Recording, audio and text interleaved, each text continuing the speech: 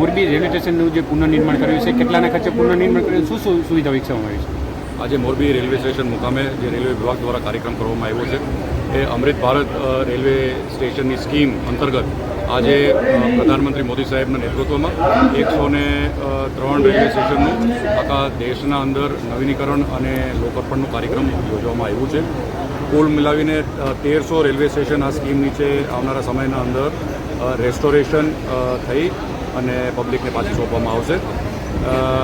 અમૃત Bharat railway સ્ટેશનનું મુખ્ય જે હેતુ છે એ જે જૂનવાણી રેલવે સ્ટેશન આધુનિક પરિસ્થિતિ પ્રમાણે એને ડેવલપ કરવામાં આવે, એટલે સાંસ્કૃતિક વિરાસત પણ જળવાઈ રહે પણ આધુનિક સુવિધા પણ પ્રાપ્ત થાય એ પ્રકારનું જે આ અમૃત ભારત રેલવે સ્ટેશનનું જે સ્કીમ છે એ બદલ અહીંયા આપણે મોરબી મુકામે આજે જે રાજાશાહી વખતમાં 1935માં રેલવે સ્ટેશન બાંધવામાં આવ્યું હતું એનું હેરિટેજ અને એન્ટિક જે એમની વેલ્યુ છે એને સાચવી અને આધુનિક સુવિધાઓ એના અંદર ઉમેરવામાં આવે એ પ્રકારનો કાર્યક્રમ અહીંયા આજે મોરબી મુકામે યોજવામાં આવ્યો.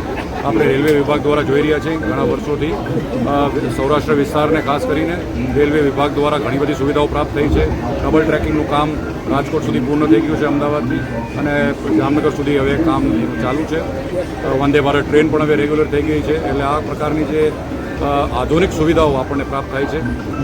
મોરબી રેલવે સ્ટેશન રિનોવેશન તો થયું, હવે લાંબા અંતરની ટ્રેન મળશે કે કેવી રીતે?